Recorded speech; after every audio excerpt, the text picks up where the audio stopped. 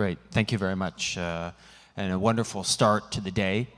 If I could invite my panelists to join.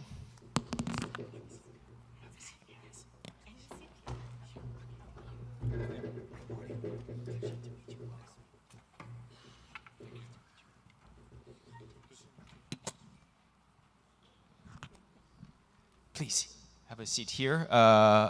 Henry Gonzalez will be a little bit late from the Green Climate Fund, but he'll join us as we get underway.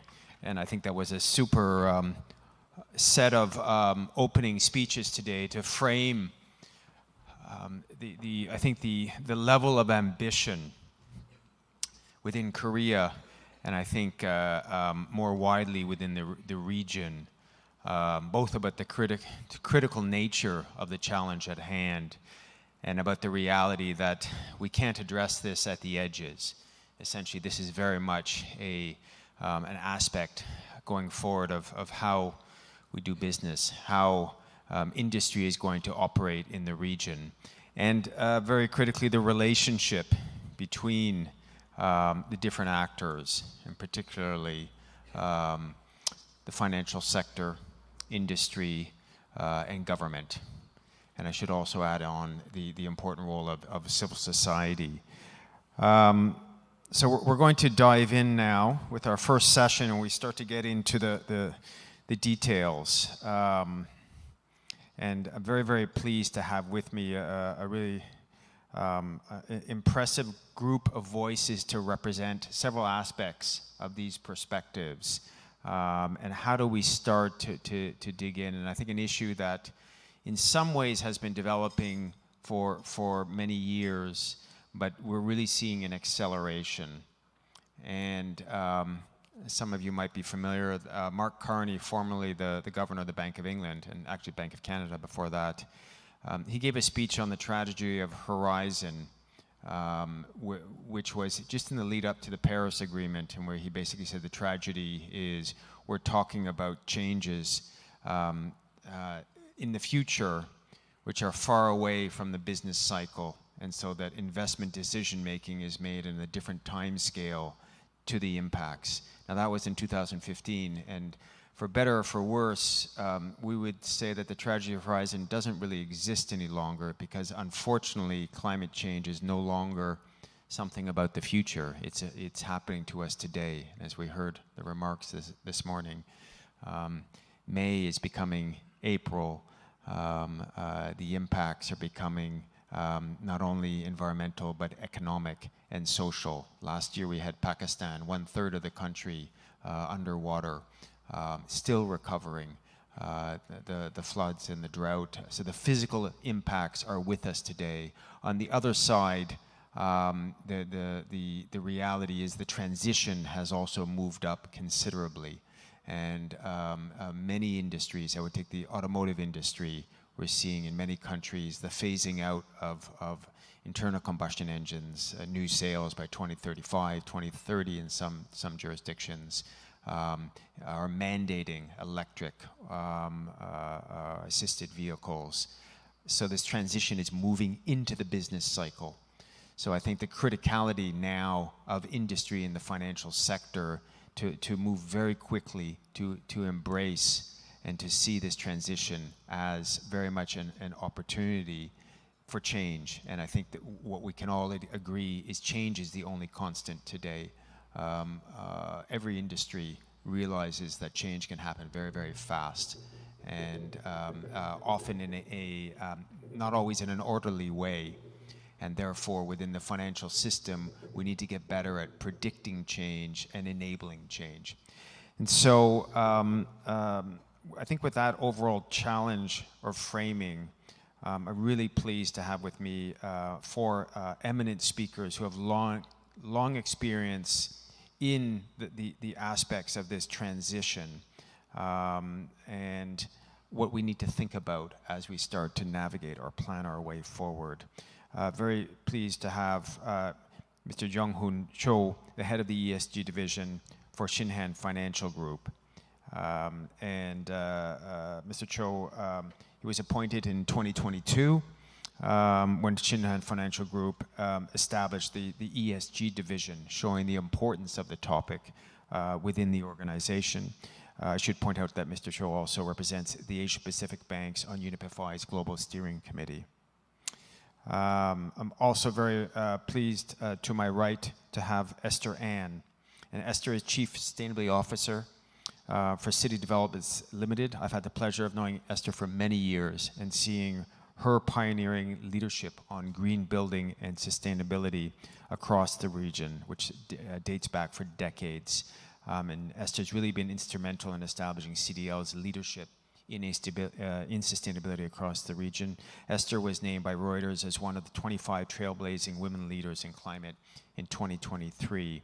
She sits on the GRI, the Global Reporting Initiative Supervisory Board. She chairs the World Green Building Council Corporate Advisory Board and many other functions. So Esther, very happy to have you with us. Third, I'm very happy, welcome Henry Gonzalez, Deputy Executive Director of the Green Climate Fund. One of the very important developments that South Korea took in the last decade was the establishment and the hosting of the Green Climate Fund in Songdo. Critical, important development in terms of global equity between the countries of the UN Framework Convention on Climate Change, putting in place very important instruments towards providing public financing, a critical ingredient towards the financial sector's wider engagement on moving forward. Henry has over 25 years of professional experience across sustainable and impact investing, across emerging markets, and also in political and economic development, including he was at the leading investor responsibility investments, actually based in Switzerland, at Morgan Stanley, the World Bank, UNDP, and with the government of Costa Rica. So welcome, Henry. And last but not least, and as we're going to hear, and we often hear about the criticality of data and getting the frameworks right, very pleased to have Tae-Young Paik, who's a board member of the just created, actually in at the preparations at the Glasgow COP, the International Sustainability Standards Board, which is a milestone event within the corporate reporting and financial reporting environment that the IFRS has established an International Sustainability Standards Board to sit alongside the IASB, International Accounting Standards Board, and basically within the corporate community to get the very strong signals about today going forward. Reporting is about financial, it's about non-financial, it's about the notion of understanding essentially what is the impact of your business activity and being transparent to the markets on that impact. So we're very pleased, Tae-Young Paik, to have you today. He has more than 30 years experience as an academic and policy advisor on accounting and sustainability matters from Korea internationally, and he's actually recently just completed a presidency of the Korean Accounting Association. So with that framing and with this eminent panel, let's dive in. I'm going to give an opening question to each of you, and we'll go around, and maybe Esther, we can start with you. So you each come from a different part of the chain across the region. Can you sort of, Esther, can you introduce yourself and see what are the challenges and opportunities that CDL today sees, and what role do you see in fostering this transition in the region? Thank you. Good morning, and I'm very glad to be here in Seoul. And after 3 years break, I haven't been back, and really lovely to be here. And thank you for having me. And well, for CDL, we are actually headquarters in Singapore, but we operate in 28 countries and regions. We started with 8 employees, 60 years ago, and of course today we are operating, globally, and still residential development, very important, commercial, and also retail and hotel, owner and management as well. So what we are proud of is not just the geographic growth, but we actually started our sustainability journey as far back as almost 28 years ago. And I think some of you probably are aware that real estate sector, construction and all that account for almost 40% of global greenhouse gas emission. And we know that even you are not in the industry, you are homeowner, you live in one, you work in one, and data show that people spend 90% indoor. So how people use the building has a strong impact on the environmental impact. And what we actually have looked at is not just conserving as we construct, which was an ethos that we started in 1995. And along the way, we look at what we can do. So our ESG strategy actually have 3 deliverables that we have set. The first one is digitalization. The second one is actually, the first one is decarbonization. And then the second one is digitalization and innovation, which is very important. Otherwise, you can't move the needle. And the third one is, most importantly now, disclosure, data, communication with investors and multi-stakeholders on your ESG performance, on your strategies are very important. So we are very honest to have actually published the first sustainability report in Singapore in 2008. So I just published the 16th report last month. And then we know that without financial support, it will not move the needle. Without financial, you can't really apply technologies that can make an impact. So in 2007 April, we rolled out the first green bond issued by a Singapore company.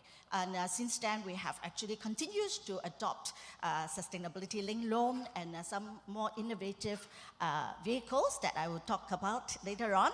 And we have talked up more than $3 billion of sustainable finance that can help us accelerate, green movement and green buildings and solutions and all. And of course, digitalization is very important, and for us to help us to come up with data that are, externally assured for very quality disclosure and sustainability reporting that can help mobilize capital. Thank you. Great. Thank you very much, Esther. And one thing I appreciate about building developers is they understand sustainability. They can see it, they can feel it really in terms of the notion of a carbon footprint in terms of the efficiency of the building. And so often, as you've mentioned, they are first movers in this space, and there's a lot that we can learn from them. Let me move to Jeong-hoon in terms of Shinhan as the #1 financial group within Korea, and who's been a long-standing supporter of UNEP FI in the agenda, principles responsible banking. What do you see within the Korean market and within the region as the key challenges and opportunities? Well, thank you, Eric. Good morning, everyone. My name is Jeong-hoon Cho from Shinhan Financial Group, and I serve as head of ESG division for the group and the bank concurrently, and overseeing the overall ESG issues, including strategy establishment and execution and disclosure and transition finance as well. 시간 관계상 제가 좀 국문으로 진행을 하도록 한글로 진행하도록 하겠습니다. 아무튼 이런 뜻깊은 자리에 서울에서 이런 큰 행사, 중요한 행사를 진행하게 돼서 너무 감사드리고, 저 자신도 이제 글로벌 스티어링 커미티 멤버로서 이제 활동하면서 이런 이제 뜻깊은 자리에 패널로 참석하게 돼서 너무 좀 좋다고 생각을 합니다. 이 아시아 퍼시픽 리전에 어떤 좀 특징이 있는 것 같습니다. 아시아 퍼시픽 리전에는 디벨롭드 컨트리도 있고 디벨로핑 컨트리도 있고 많은 다양한 국가들이 존재하고 있어서 이런 산업 구조의 특징을 볼 때 이 하이 카본 인더스트리에 집중이 돼 있고요. 그럴 수밖에 없는 상황에서 여러 가지 이제 인바이러먼트 이슈나 소셜 이슈에 많이 노출이 돼 있는 상황이라고 보여집니다. 그래서 이러한 그 환경과 사회적인 이슈를 어떻게 관리를 하고 대응을 하느냐가 어떤 아시아 퍼시픽 리전의 키 챌린지가 될 것 같고요.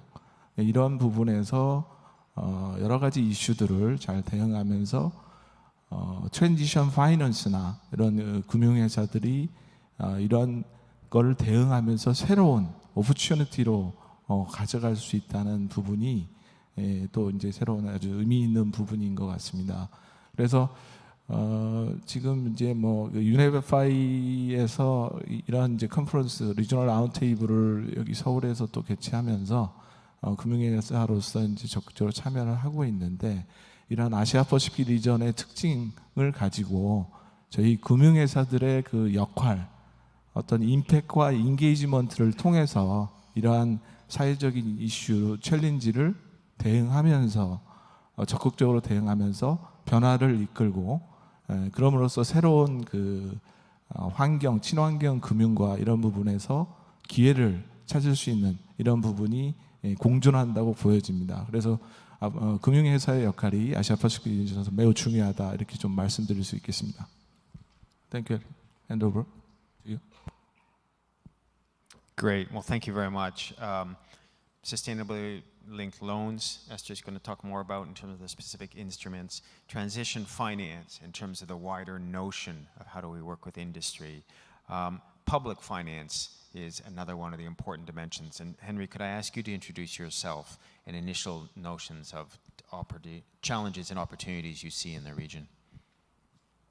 Sure. Thank you so much, Eric, for the invitation. I'm very pleased to also share the panel with deep experts in sustainability.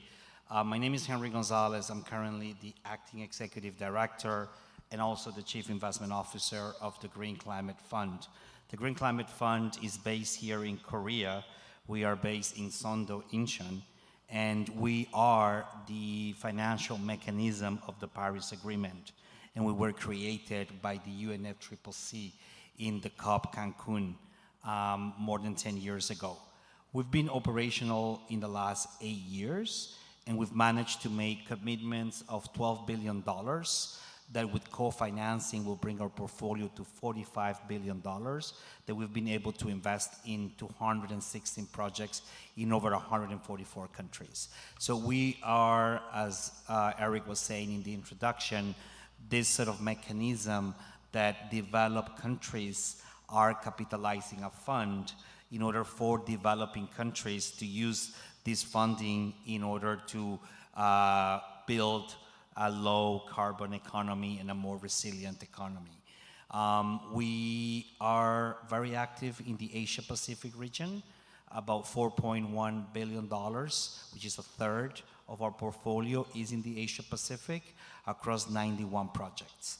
Maybe one of the distinguishing factors of the Green Climate Fund is that we are a blended finance institution and we are a partnership institution. What this means is that we work through intermediaries like UNEP, but also commercial banks, also private equity firms, impact investors, governments, NGOs. So we've got 114 partners that have been accredited to the Green Climate Fund, and these are international or domestic partners that we are able to work. And one distinctive factor is that we are a true risk seeker. So our goal is to create green markets, and we are able to take risks that commercial players are not able to take. So we want to make sure that we crowd in other investors. We want to make sure that we crowd in the private sector. And we want to make sure that that catalytic role is indeed a role that would help more capitals to flow into the different countries. We're also a capacitator. So we provide the largest capacity building program of almost $500 million, where all our countries are able to access our capital to also provide some policy de-risking and create stronger enabling environments for capital to flow. So we work across 4, let's say, pillars. One is enabling the ecosystem to allow more capital to flow into countries. The other one is de-risking at scale. The third one is innovation, both from technology but also in business models. And the fourth is engaging with the local financial sector, because we believe we need to green the financial system. So we would like to also work with SME banks, work with microfinance institutions, and many of the UNEP FI players are partners of the GCF. So that's how we are trying to make a difference. We are currently going in the next replenishment, because we receive funding from contributors from developed countries. Our previous replenishment was at $10 billion for a 4-year programming. We're now launching a new replenishment for the period of 2024 and 2027. And we hope that we would be an ambitious one in order to support all regions of the developing countries, and specifically in the Asia Pacific. We're really trying to focus a lot on least developed countries, small island development states, and African states. So in this region, the Pacific Islands are a strong area, and we're looking forward to engaging in their forum next week, where we're having a big forum between Korea and the Pacific Islands. So thanks, Eric, and looking forward to further exchanges. Great, thank you very much, Henry. And as we heard in the opening from the Presidential Commission, we know there's a gap of trillions that needs to be filled. And so I think one of the key issues is how do we move from billions to trillions, and the role of public and private working together will be critical to that. And as you framed out, being a risk seeker, let's start to dig into how that can be done most effectively. So public finance, a critical ingredient, and then of course, coming to data, and what role will data and disclosure play in allowing the financial markets, the capital markets, to actually allocate the capital needed for this transition. So for that, could I ask Tae-Young, could you give an initial introduction in terms of your expectations for ISSB in terms of challenges and opportunities? Thank you. Good morning. This is Tae-Young working for International Sustainable Standard Board on the International Financial Reporting Standard Foundation, called IFR Foundation. So I started my job there from last July as one of 3 Asia Oceania. We call it Asia Oceania, not Asia Pacific inside. So Asia Oceania region. So there are one from China, one from Japan, and I'm the one from Korea. So basically, ISSB is standard setter. So we are making sustainability related disclosure standard with investor focus, not impact focus. So the most challenges we face as standard setter is balancing the cost of benefit of stakeholders, because the costs are bared by the prepared companies mainly, and most benefit are enjoyed by the users, investors. Right? They may pay a little cost for learn how to use it, but that's not bigger one. So we had a consultation period last year after we gave out exposure draft of first 2 standard, S1 and S2.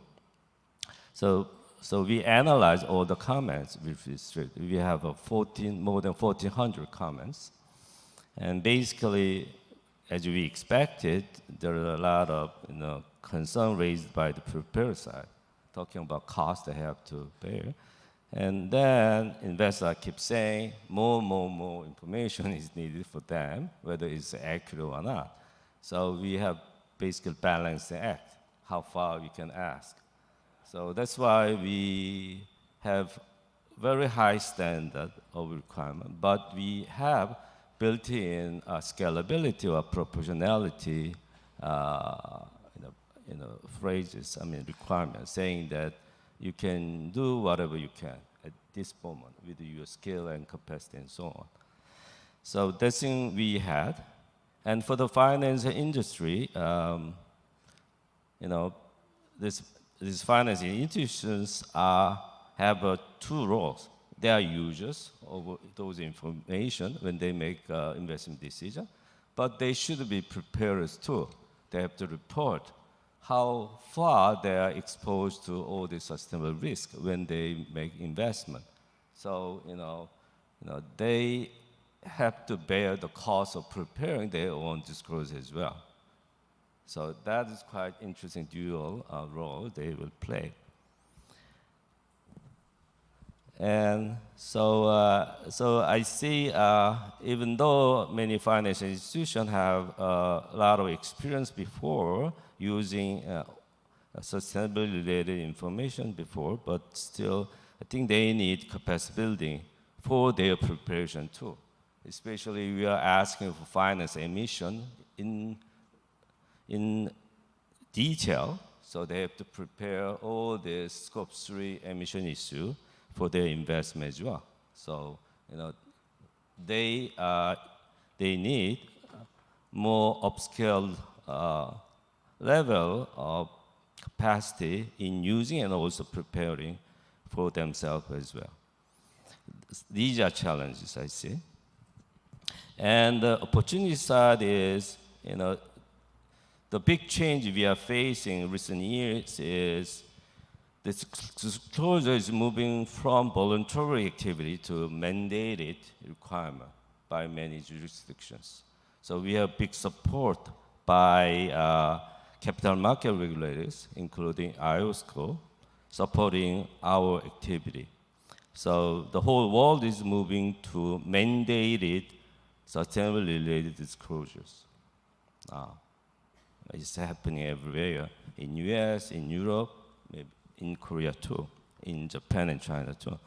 So that is kind of opportunity for the users because we'll see more information with high quality, with mandated assurance as well. So I think that is kind of opportunity for advancing to more sustainable future, I think.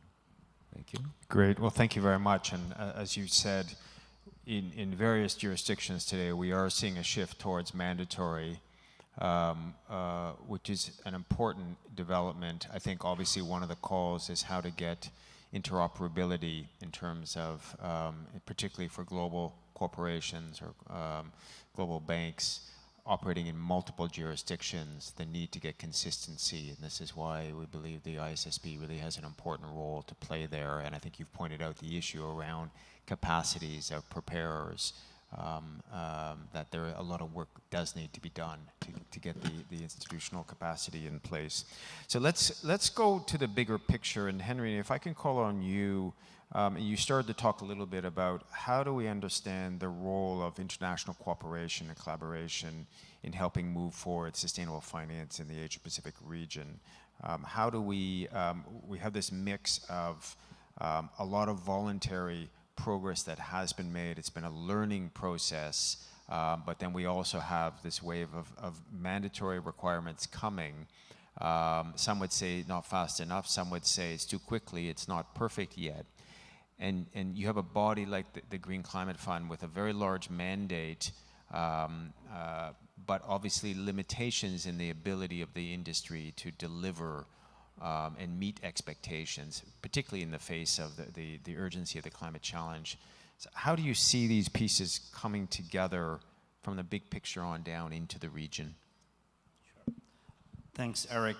As I mentioned in my opening remarks, the Green Climate Fund has a partnership model, and I believe that in this big challenge that we have around climate change, there is not one institution that can do it on its own.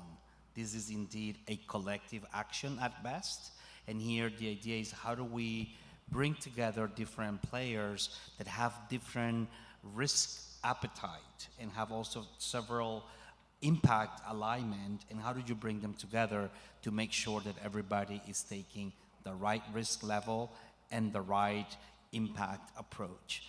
And this is a little bit how the Green Climate Fund aims at mobilizing those billions to trillions, as Eric was mentioning. We're still not there yet.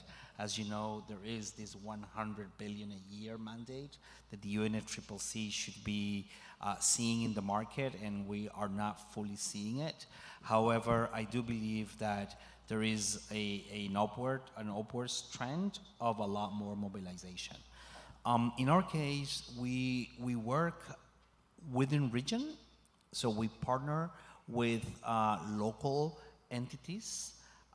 So for example, we have a strong partnership with KDB, the Korean Development Bank, and KDB is an accredited entity to the Green Climate Fund, and we are working on a project at the moment in Indonesia on energy efficiency. Because as you know, cross-border capital movements are still not what they should be. So we also would like to somehow provide proof of principle that with our concessional capital, this is something that might be viable for commercial capital along the way. We also have partnered with MSME banks. So we work with Hasbank in Mongolia, where we have established also a green line for the financial system in Mongolia. We also partner with international financial institutions, or DFIs. So we have a project with FMO, where we are working in India on a green facility. We're also working with Macquarie Bank in India, creating the first leasing company for e-mobility in India. We realized that in order for the uptake of electric vehicles, we needed to create financial instruments in order to help create the market. Lastly, we are also helping countries that have limited credit ratings or no credit ratings, given that the sovereign ceiling sometimes do not allow them to tap capital markets. So we are helping create from scratch a green guarantee company.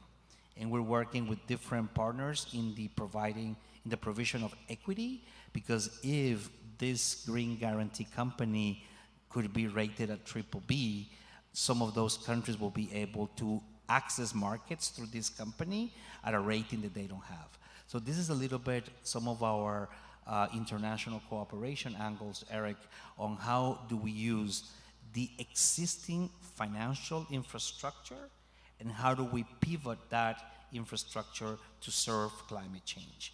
Because reinventing the wheel and recreating institutions or systems sometimes does not get us there.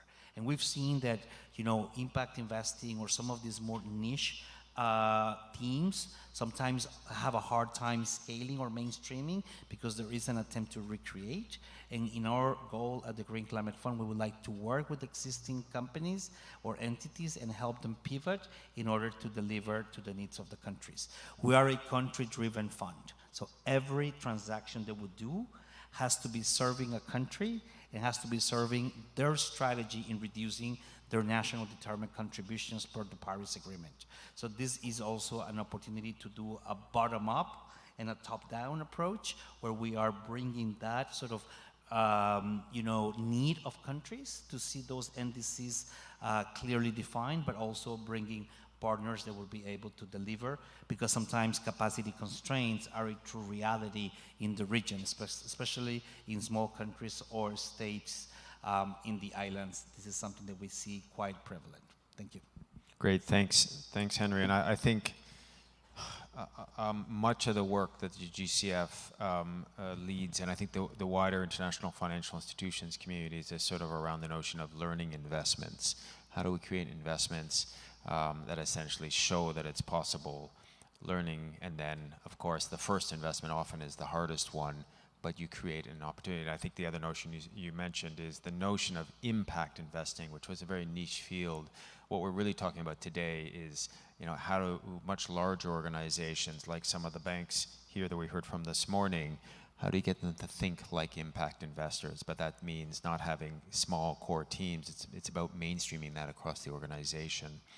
Can I come back, Tae-Young, to you in terms of the role of disclosure? And I think you rightly, you corrected me in terms of my opening, in terms of the distinction around the double materiality, in terms of, could you talk a little bit around how we measure and report on sustainable finance in a way, and maybe a little bit around the positioning of the ISSB around the notion of non-financial versus financially material reporting? Yeah, thank you for raising this double maturity issue, because that's one thing I like to say now for this question. So we are talking about two ways of direction in the impact.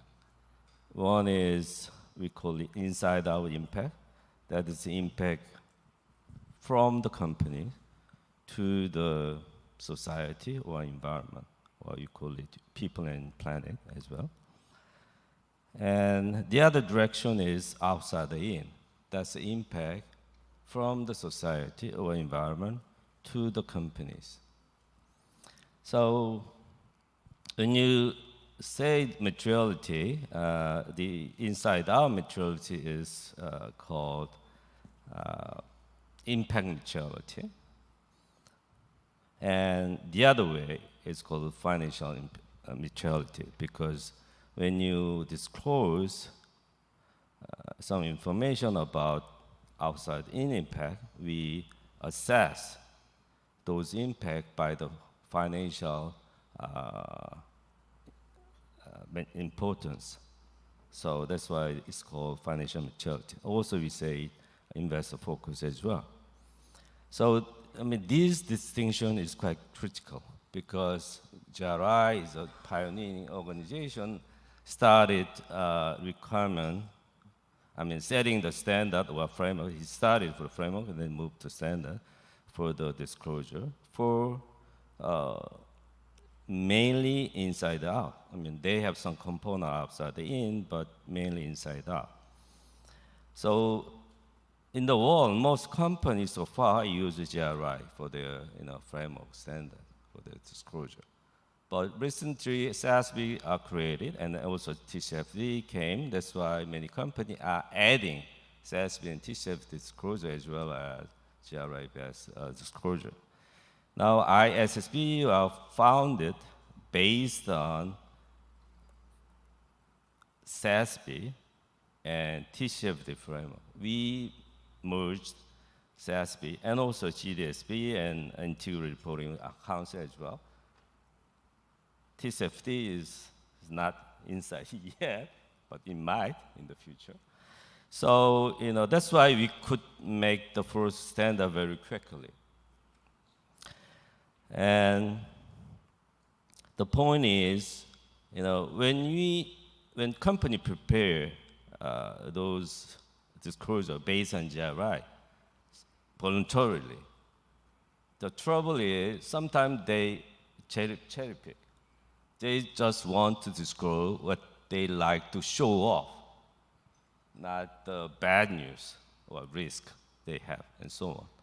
That's why this financial focus or materiality risk side is getting important for the investor. They want to know what kind of risk, sustainability risk, those preparers are facing. That's why now IOSCO wanted to create a new global standard setter under the IFR Foundation, because they have same purpose of solving investor need to understand what kind of status all these preparers have.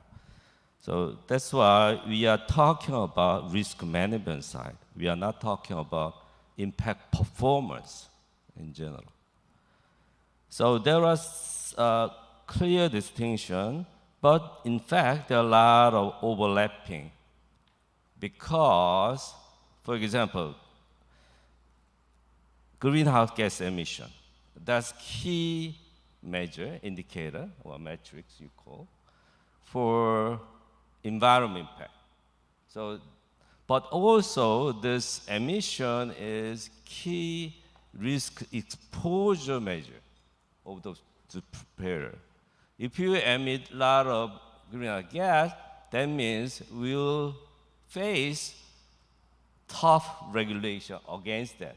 That means you have very serious final risk related to your emission. That's why same metrics of emission play two roles. That's a measure for performance, the sustainable performance as well as exposure measure. That's why there are a lot of overlapping metrics in different views.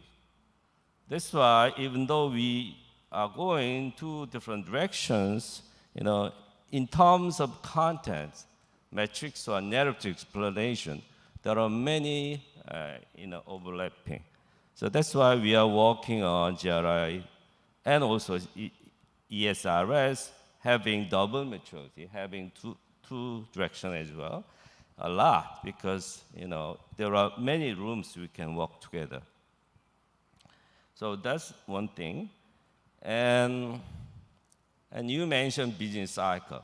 So basically what you are saying is you have to be very concerned of sustainable issue, not for others, not for social responsibility, but yourself. Because if you cannot handle those sustainability-related risks, in short term, mid term, long term, will go away. It will disappear in the business world or on the planet at all, because the future is changing. So we are telling all these business people that do this for yourself. And that is a very persuasive way to change their behavior. When you talk about impact side only, still in academia, there is a big debate about, is it good for investor or owners of company or not? But we are not talking about that kind of issue at all. We are saying that you have to do it yourself, right? Now, Shinhan and Hana are saying that they are doing all these good things, right? But they are not impact investors. Even BlackRock is not impact investors. Their goal is not saving the world. Their goal is doing their business, doing good, additional, right? So that's why our requirement based on risk management is persuading. It's something they have to do now. So I think that's the message we're trying to deliver. Thank you. Thank you very much. Let me, if I could ask you a further question. I mean, in terms of the global context, within the European market, very firmly pushing on double materiality. Right. In North America, it's more single, and I think one of the challenges for global actors is different regions taking a different perspective. The notion of dynamic materiality, essentially, which is the inside out eventually becomes the outside in, priced in different ways. What is your view? Is that one of the ways to try to understand the interrelation between the two? Yes. My way of explaining this thing is by circularity. Because, in our side, we are talking about two kinds of risk.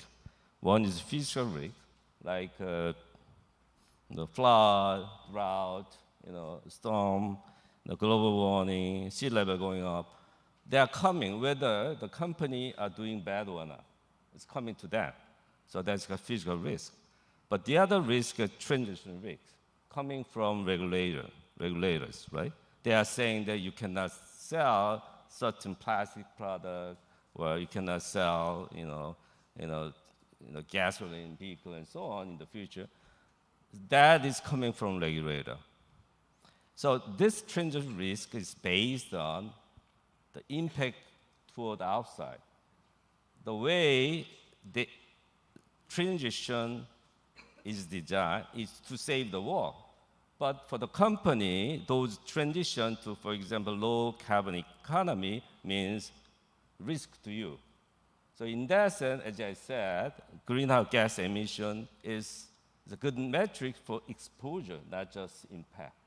So the easiest way to understand is circularity. Impact going out is coming back to you through regulators or through customer change, customer preference change, or sometimes civil society are so active on this issue, company have to pay, big attention to that. So it's there, even without talking about dynamic neutrality. So personally, I don't think dynamic neutrality is really necessary because it's there in transition risks. Great. Okay. Well, thank you. And I think so. Part of what you're saying, if I understand, transition risk essentially is the example of dynamic materiality. There's also the other side of the coin, which we hear a lot here in Korea and the region, which is transition finance, which once again is, one is understanding your exposure, the other one is the answer in terms of how do you work with industry to make that transition. So now, and I think if we can talk about different legs on the stool and a stable approach. We've heard about the public finance, the role of risk seeking from the private sector to work with private sources of capital, the role of disclosure to help mainstream so that in decisions, investment decision making is made on the right information. So now let's dive into the two financial actors we have on the dais up here. I think we have to acknowledge, obviously there's a third very important actor who's not here in the discussion, which is the role of the policymaker, the regulator. Critically has to be very much involved as well. But Esther, could I come to you as one of the real innovators in the property sector? How do you see the pieces fitting together? How do we work as an economic actor in terms of making use of an enabling environment, a relationship with public finance potentially, and eventually over time, the data and disclosure that's needed? Where do you sit today in CDL? Well, definitely. Now when I see the number 0, I get very nervous because, as we bump into each other, at Glasgow and also Egypt, the message of net zero is very strong, very powerful. And it is really the North Star goal that, bring all the nations together. Many leading economies, countries has already pledged for net zero.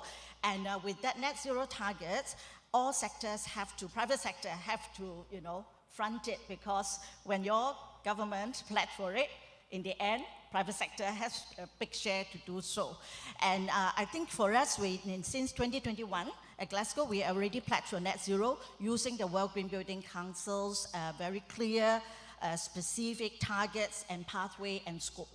So that actually really drives us, to look at innovation, look at solutions, look at technologies. And being in the industry for more than 2 decades, I would say that we have passed the tipping point. We are now at the turning point, because never a time there are so many technologies and solutions that are available now. And in fact, if you talk to the building sector people, they will tell you that I can make your building net zero. But like Mr. Paik say, is it a business case? Are we going to just save the world and not looking at the investors, returning value to investors? Because as a listed company, it's an obligation for us to maintain financial viability. And I'm a firm believer of triple bottom line. If you don't maintain profitable, you can't take care of the people, not even your own staff. Without the people, you can't even, take care of the planet. And on the other hand, you also have to take care of the planet. Without planet, there's no people. No people, there's no profits. So all these are intertwined. There's no one size fit all or one formula. So net zero has been really the tailwind that pushed us to really look at scout for technology and all that. In 2020, when most companies are going slow, in fact, we double our headcount in our sustainability team, because we invest in green building technology to prepare for, once the market is open again after COVID, we would be ready to adopt technologies and all. And we have also set up like investment, facility to look at pilots and all. And there's no one formula that can really bring your buildings to net zero. So we have to look at the whole life cycle. When you get hold of the plot of land, how do you use digital technology and AI to design it and plan for it? And using AI actually have proven to help us to reduce heat gain right from the beginning by 20 to 30%, using the orientation of buildings to maximize wind flow, and also, lighting and all. So how you design building, how you construct building, and how you manage it is very important, and it has a really big impact on the environmental impact as well. But you must measure it, must track it. So you need technology, innovation, right from the beginning to all the ways to management. And then, so we look at innovation, just give you a couple of examples. It's very exciting. And in Phuket, Thailand, it's very hot throughout the day, right? And 2022, we piloted a paint, which is a cool paint, with almost like 96% of, improvement in terms of heat reflection. And it actually helped to, bounce off the heat from going into your facility, your indoor space. And it is so successful that it actually, very encouraging, it has brought down the temperature by about 8 degrees Celsius. And that is very encouraging for the first phase of pilot. And now we will continue to do so, not just looking at the conventional solar panels and all, but look at building materials, look at, all sorts of facility. Especially in Singapore, it's very renewable energy challenge because we don't have the land. So we don't have lands to really build big solar plants and all that. So we have to look at other solutions. And just another example is management of buildings account for more than 25% of greenhouse gas emission. So how do you manage property is very important. In fact, buildings, 80% of the buildings exist today will still be around by 2050. The biggest challenge to turn buildings to be super low energy or net zero are the older stock of buildings. You start from drawing board, it's much more doable. But you look at a 50, 60, or 80 years old building, to turn it into net zero is really very challenging. So management is very important. So actually during COVID again, we have a subsidiary, FM company, came up with a digital enterprise platform using thousands of sensors. Basically, it's to collect data and allocate resources, whether it's manpower or energy, That has actually helped us so much that we could gain some discount from our SDG innovation loan. The bankers are so impressed that because we used the SDG innovation loan, which is a sustainability linked loan, connecting innovations and environmental impact with finance, yeah. Could I ask you, Esther, what's the link, what sort of KPIs are being used, and what's the influence on the financing cost? Yeah, it is basically the sustainability loan, a sustainability linked loan format. Basically, you have a framework. You set targets and goals. So for this particular case, we actually have flexibility. So long as the innovation can serve one or more of SDG, whether it is climate action, clean energy, green infrastructure, or even social impact. Then we talk to the bank, and then the bank will have a very robust checklist, whether you check everything. And then they will have an authority, third party, to endorse the data.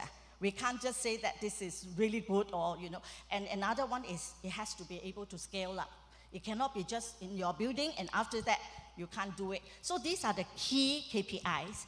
And this particular, we call it Digit Hub, is actually supported by the IMDA, which is the Information Media Authority in Singapore. They endorse it. This is really achieving the set targets. And our bank, DBS, actually rewarded us with a few basis point discount. So that was a $250 million SDG innovation loan. Any saving is good for us for lending costs, right? So I think this is an example that connect innovation and serve the business case, and also, tap onto sustainable finance and to drive actions together. And impact is very important. Yeah. Wonderful. Thank you very much, Esther. And I think, going back several decades, the banking industry was really the first, from a risk perspective, to put systems in place for appropriate environmental and later social risk management. But the real innovations, I think the investment industry has been the leader in the last decade, and the type of energy you talk about of seeking out new solutions and how do we do things creatively, how do we bring in technology. and a lot of exciting new types of instruments, and getting a proper alignment with the client in terms of on certain objectives, as you've mentioned. So let's come back to the banking industry. And Jeong-hoon, can you speak, do you think the banking industry is doing enough? We're seeing a lot of stepping up, for instance, in the application of the Principles of Responsible Banking, the Net Zero Banking Alliance. This is about a whole of organization approach. And can you tell a little bit the perspective from Shinhan? 네, 이전에 말씀드렸듯이 뱅킹 섹터가 이제 아시아 퍼시픽 지역에서 직면하고 있는 여러 가지 이제 그 챌린징, 키 챌린지 부분하고 이런 오퍼튜니티를 하기 위해서 사실 그 뱅킹 산업은 지금 현재 그 이제 여러 가지 그 스테이크홀더들의 그런 이제 요구 사항에 많이 이제 직면을 하고 있는 상황이고, 이러한 것들을 이제 대응하기 위해서 UNSDG와 이제 그 파리 협약에서 요구하고 있는 이런 사항들을 우리들의 그 사업 전략이나 오퍼레이션, 비즈니스 오퍼레이션에 다 반영을 해야 되는 그런 이제 상황이고, 이러한 것들을 뱅킹 인더스트리가 직면하고 있는 것을 해결하기 위해서 사실은 UNEPFI와 같이 코퍼레이션 하고 있는 PRB와 NGBA 이러한 그 연합이 현재까지는 좀 대체적으로 잘 대응을 해왔다고 생각을 합니다. 그러니까 커먼 골을 세팅하고 그다음에 이러한 거를 대응하기 위한 프레임워크와 어떤 가이던스를 만드는 거에 있어서 이 PRB와 NGBA를 중심으로 뱅킹 인더스트리가 현재까지는 어떤 그런 이제 공동 목표를 수립하고 그거를 프레임워크를 만들고 하는 거에는 현재까지는 좀 대응을 잘 해왔다라는 이제 생각은 드는데, 지금 현재 많은 이제 직면한 문제들이나 스테이크홀더들의 요구를 감안할 때 조금 더 이제 저희가 더 엑셀러레이팅 해야 되는 부분이 분명히 앞으로 많이 있다라고 보여지고, 이러한 부분들을 UNEPFI와 PRB, NGBA 중심으로 해서 아까 이제 뭐 백태영 교수님도 매트릭 얘기 말씀을 하시고 하셨는데, 이런 그 좀 금융 인더스트리, 금융 회사들의 아시아 퍼시픽의 은행들이 조금 더 많은 논의를 통해서 이러한 거를 좀 타개하기 위한 새로운 이제 하모나이즈드 프로세스나 새로운 매트릭스 이런 거에 아주 적극적으로 좀 같이 공동 대응을 해야 되는 상황이 아닌가 이렇게 보여집니다. 그래서 신한도 뭐 PRB, NGBA 다 가입을 했고, 지금 현재 아시아 퍼시픽 지역에 PRB가 한 61개 금융회사, NGBA가 21개 금융회사인데 가입이 돼 있어서 다들 뭐 2050년까지 by 2050 그 넷제로 이제 선언을 했고, 또 중간에 2030년까지 어떤 이 가능한 목표 달성을 위해서 탄소 중립을 위해서 금융 회사들이 다 같이 이제 노력을 하고 있는 상황인데, 한 발 더 나가서 다 같이 좀 힘을 모아서 이러한 이제 이런 거를 엑셀러레이팅하고 하는데 PRB와 NGBA를 중심으로 조금 더 이렇게 새롭게 대응을 하고 다 같이 좀 연대해서 대응을 하고, 이러한 거를 하는 주체들은 다 금융회사이기 때문에 금융회사들이 지금 뭐 자발적 공시도 하고 하지만 앞으로 이제 의무 공시로 바뀌고 하는데, 이런 부분에 아주 적극적으로 좀 대응하면서 해야 되는 상황이 아닌가 그렇게 생각을 합니다.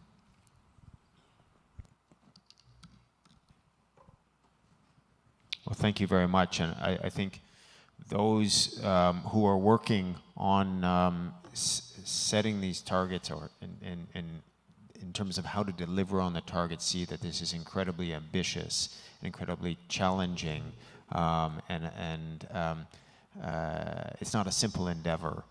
when it comes to the data disclosure, and I hear positive developments here in Korea in terms of progress being made there towards a new disclosure regime, which hopefully will generate much of what's needed. In terms of internationally, in terms of the timeline, because often you hear the people saying, you know, we can't move because we don't have the data. How do you respond to that type of challenge? Can we move forward with imperfect data? I'm not sure when we'll have perfect data, but definitely data will get better with more detailed requirement, also comprehensive disclosure requirement, as well as mandated assurance. So as I said, each jurisdiction are making sustainability-related disclosure mandated in quite near future. You know, different countries have different, you know, plan. But in Korea, probably Korean audience knows well that Financial Service Commission said 2 years ago that the Korean company, a big company, will have to disclose sustainability-related information starting 2025 for exchange level disclosure. Yeah. It's not strong requirement as like accounting disclosure, but you know, it will start with exchange level, Korea exchange level disclosure from 2025, then move on to more stronger requirement like accounting disclosure. That's the time plan we are expecting. It's happening everywhere for sure. So that's why, and also in Europe, as you mentioned, ESRS will be effective next year. And we made our first standard as soon as to effective from next year.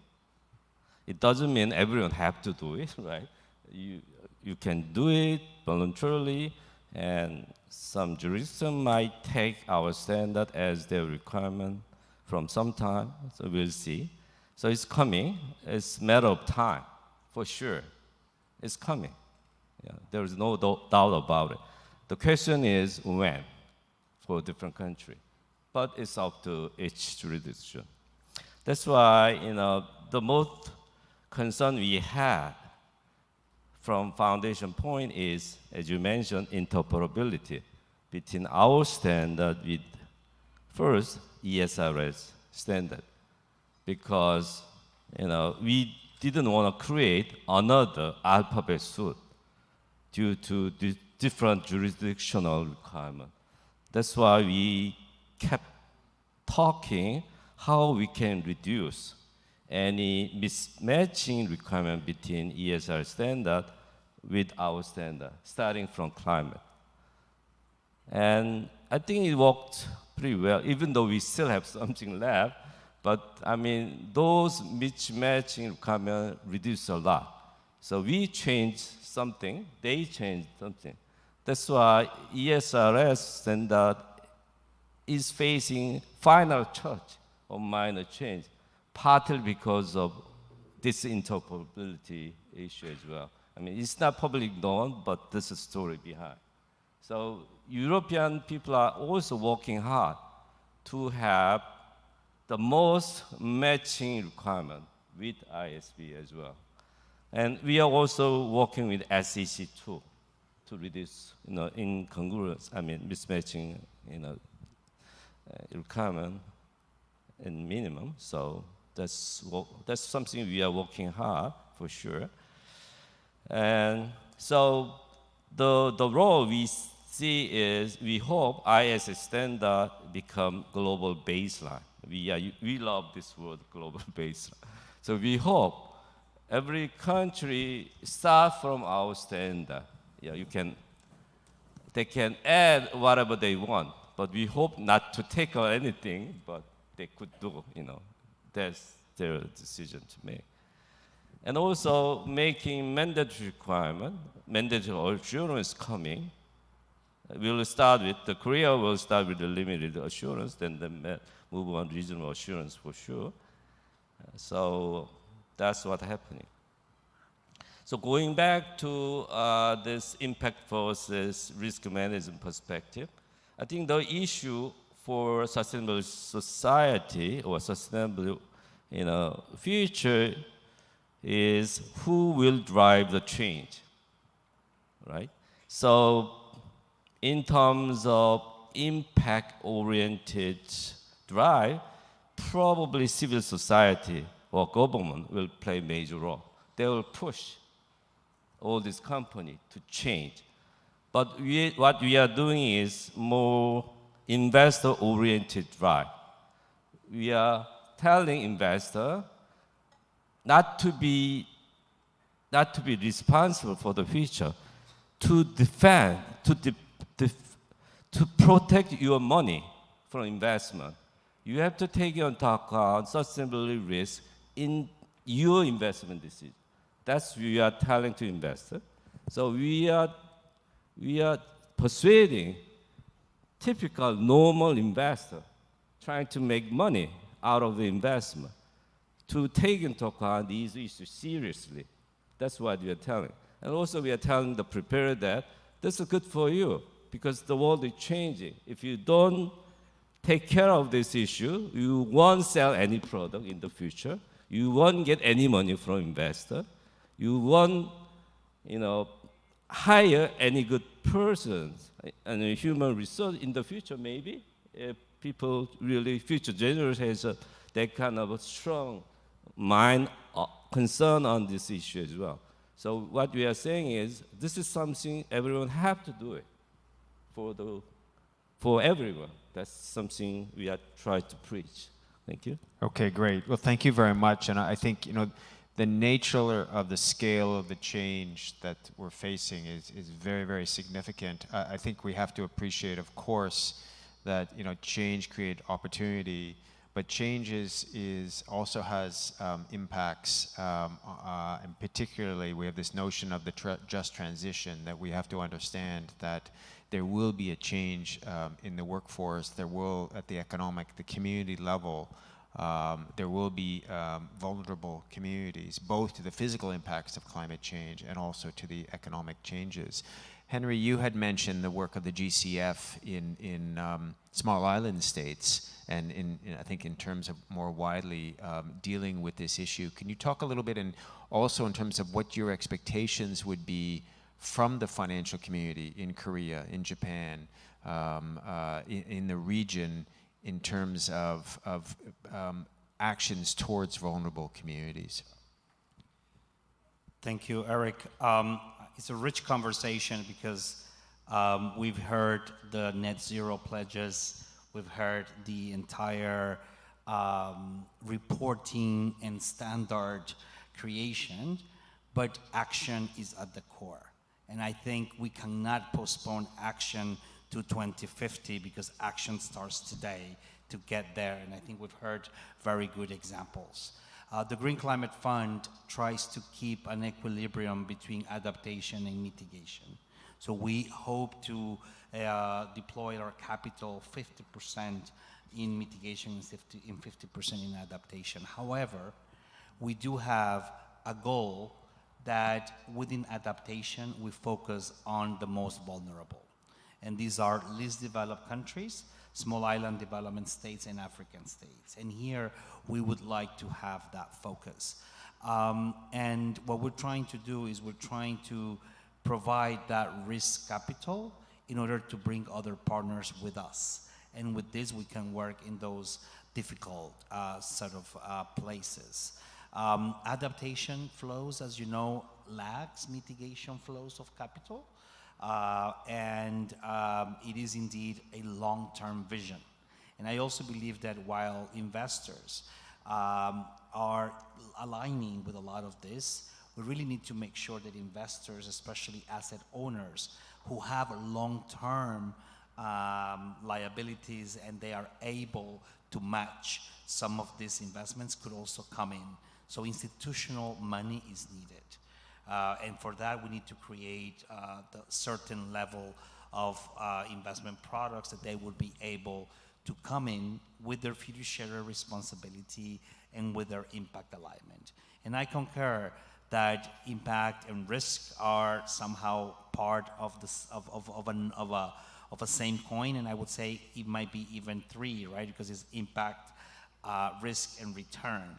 We've always had this as a only risk reward, but I think now impact is being, and it's not just demanded by civil society, I'm afraid. This is demanding by every single person.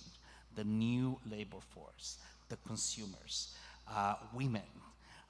So there is a big push that is not just left as a corporate social responsibility, it's actually an opportunity at the core of financial services. And I believe that in how we would like to partner, so we are trying to do things that are indeed at the frontier. We're trying to support a project for energy access, where we would like to partner with some financial institutions, and I'm not able to disclose the name because we're just doing this transaction, but we're working with an impact investment fund, but that impact investment fund is going to bring capital from a mainstream Korean financial institution. So this is an opportunity for us to partner. We also created the first private sector private equity fund for coral reef. And this is an effort because the corals are going through a lot of stress. And in order to build a blue economy, we need to make sure that we protect the corals. So we partnered with Pegasus Capital Advisors, and we're trying to provide $125 million of equity from GCF, and the idea is that we're going to bring another, 300 or 400 million from other investors, and this will be working across the Pacific, the Caribbean, and some of the African seats. So this is a way of creating a market in order to have sustainable tourism, sustainable fisheries, and we are able to work in a better way. So now this is private equity, right? So here there is a clear IRR, there is a clear expectation of a return. But if we are able to structure it with the right level of partners, where we come and we take the first loss equity tranche, and then we're able to bring other DFIs that are able to take the mezzanine, and then we're able to then bring to the market the senior tranche and bring notes or whatever product to bring the mainstream investors that need a certain level of return. So here, the whole issue between impact and return is a spectrum. And you could have finance first and impact first, and I don't think those dichotomies are super useful, because at the end of the day is, let's see what we can build in a transaction to somehow provide an enhancement in order for investors to step in. And that's a little bit the role that we want to play as a blended finance provider, and that is crowding in. Because if the private sector does not come through, we will never see the trillions.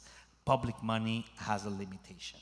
We're only able to raise 10 to 12 billion in every replenishment. So how do we use this limited, finite public money in a more catalytic way to crowd in the big capital and help them come? And as Eric was saying, a bit of a learning, pioneering fund that then the market can take it to the next level. Thank you. Great. Well, thanks very much, Henry. And I think many of the issues that have been raised on this panel, there's going to be more deeper dives into them in the sessions to come in the next 2 days. But I think we've had a very useful framing of some of the transitions that we see that are underway in terms of this starting to see a shift from voluntary towards mandatory in terms of compliance, in terms of the standards that are needed, going from global to regional. The notion Esther put, moving from a tipping point towards the turning point, and essentially, I think the criticality around we don't have time to postpone action, and we are seeing a lot of very ambitious commitments and actions, targets starting to be set. We have to appreciate that it's not perfect, the data is not all there, but that's not an excuse. And essentially, I think by bringing the different actors together, centralizing it in terms of how you do business. So this is not an add-on. This is not something to put, just the good news story you put in a nice glossy report. and continue business as usual. We see the ship starting to turn. I think we have to acknowledge in this region, as we heard earlier this morning, the numbers are enormous in terms of the emissions, the negative impacts, but also the potential for the Asia Pacific region to really lead in showing how do we transition industry, how do we really get both new upstarts, new innovations, but also the incumbents on board, and that requires an all. Everyone has to be in. We can't have laggards. And therefore, I think we all have to work together to get there. Big thank you to my panel for this morning for really setting off this conference in the right direction. Looking forward to following up on these discussions. Thank you.